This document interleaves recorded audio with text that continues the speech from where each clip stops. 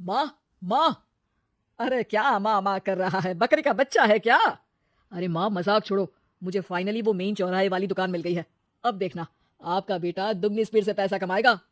उफ़! ये क्या? मेरी ऑनलाइन मेकअप क्लास चल रही है। इतनी ज़ोर से क्यों बोल रहे हो आप दोनों?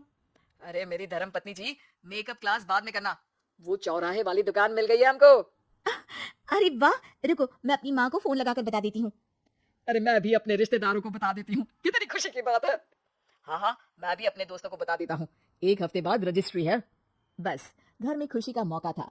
उन तीनों ने अपने-अपने फ़ोन उठाए और लोगों में बात फैलाना शुरू कर दिया। और रही सही कसर, श्वेता बहू ने अपने पड़ोस में सबको बताकर कर दी। अरे वर्मा आंटी, अब हम भी जल्दी कार ले लेंगे। घर का रेनोवेशन होगा और ठाट से रहेंगे हम भी। अरे ऐसा क्या हुआ? लॉटरी बॉटरी लग गई है क्या? अरे इस बार चौराहे वाली मॉल में हमको भी दुकान मिल गई है। दुकान नंबर 21 जो एकदम चौराहे पर है। अब ग्राहक बढ़ेंगे तो आमदनी भी बढ़ेगी ही ना। अरे वाह, कितनी खुशी की बात है। मैं बहुत खुश हूँ तुम्हें इतना खुश देख के। बाकी एक बात कहूँ, सबको मत बताते फिरना। किसी की नजर लग जाएगी तो खुशी की खबर वापस लौट जाएगी। हैं? ऐसे थोड़ी ना होता है। अब डरा रही हो। अरे सही कह रही हूँ, काली नजर कहते हैं इस चीज को। जब आप किसी को कुछ बताओ और वो काम बिगड़ जाए। अरे लेकिन मैं तो तुमने सबको बता दिया ना? हाँ, फोन लगा लगा के। अब बच के रहना। काली नजर बड़ी खतरनाक होती है। श्वेता इतनी खुश रहती है कि वो वर्मा आंटी की बात पर ध्यान ही नहीं देती, जबकि पड़ोस में और भी लोगों से खुशी की खबर शेयर करती रहती है। अगले दिन राजेश बहुत दुखी होकर घर आता है। अरे बेटा क्या हुआ? मुंह क्यों सूजा हुआ है? मधुमक्खी ने काट लिया क्या? माँ, वो दुकान किसी और के पास चली गई। किसी ने ज्यादा भाव लगा दिया। अरे पर बात तो आपसे हुई थी ना उस दुकान वाले की। हाँ, आज मैं टोकन अमाउंट देने गया था, तब मुझे पता चला कोई आकर सुबह मुझसे पहले ही ज्यादा अमाउंट दे गया। काली नजर। क्या हुआ? क्या कहा? वर्मा आंटी ने समझाया था कि किसी को बताना मत, वरना काली नजर लग जाएगी। अच्छा, तुम्हें उनकी बात मान लेनी चाहिए थी। उनकी बात मान लेती, लेकिन उसके पहले ही सबको बता चुके थे ना हम तीनों।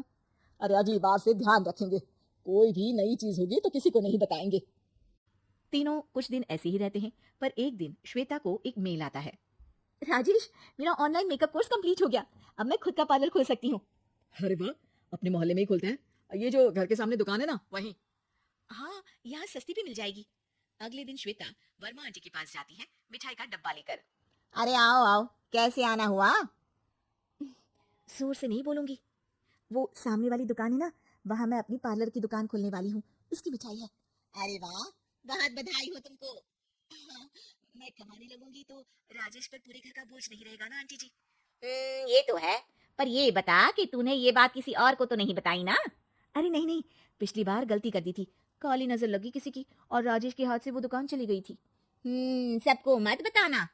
चलो मैं चलती हूँ, कल दुकान की बात करने भी तो जाना है। अगले दिन श्वेता दुकान के लिए मालिक से बात करने जाती है। अरे लेकिन दुकान तो हम कल रात को ही किसी को दे चुके हैं। कल ही? हाँ कल ही। 2 दिन बाद कोई यहाँ पार्लर भी खोल लेगा। अब कहीं और दुकान देख लीजिए। अरे पर हमको भी तो पार्लर ही खोलना था। हाँ भाई, ये एक ही दुकान है, आधी आधी तो नहीं दे सकता ना मैं। राजेश और श्वेता घर पर हताश होकर आ जाते हैं। इस बार तो किसी को बताया भी नहीं था। अब किसकी काली नजर लग सकती है?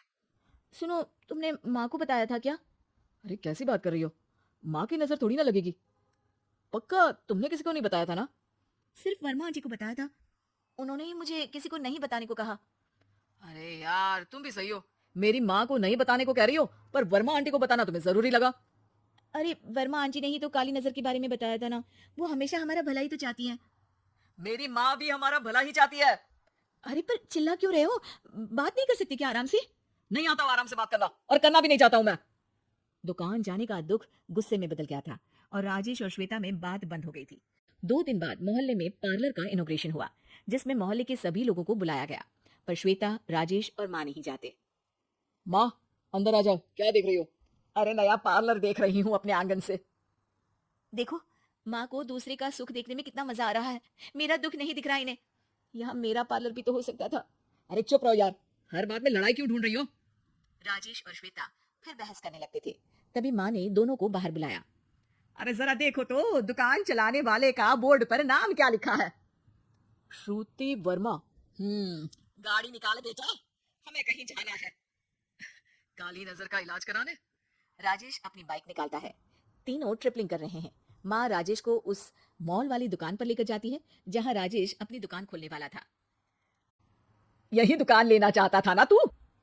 हाँ, पर इनको भी दुखी करने लेकर आई हो क्या यहाँ पर दुकान दिखाकर? वहाँ काफी नहीं था? अरे श्वेता, थोड़ा सब्र रख, अभी पता चलेगा कि हम यहाँ क्यों आए हैं। बता, इस दुकान चलाने वाले का नाम क्या है? अनुपम वर्मा। कुछ समझ में आया? वो दुकान वाली श्रुति वर्मा, ये दुकान वाला अनुपम वर्मा, और हमारे पड़ोस में हमने उस दुकानों के बारे में बताया किसको था? वर्मा आंटी को। मतलब वर्मा आंटी ही हमारा काम बिगाड़ रही है? नहीं नहीं, ऐसे नहीं हो सकता, ये बस इत्तेफाक है। राजेश अपना फोन निकालता है और श्रुति वर्मा और अनुपम वर्मा के नाम फेसबुक पर सर्च करता है, जहां ये दोनों ही वर्मा आंटी के रिश्तेदार होते हैं। श्वेता को समझ में आ जाता है कि वर्मा आंटी की ही नजर काली नजर है। अब क्या करना है?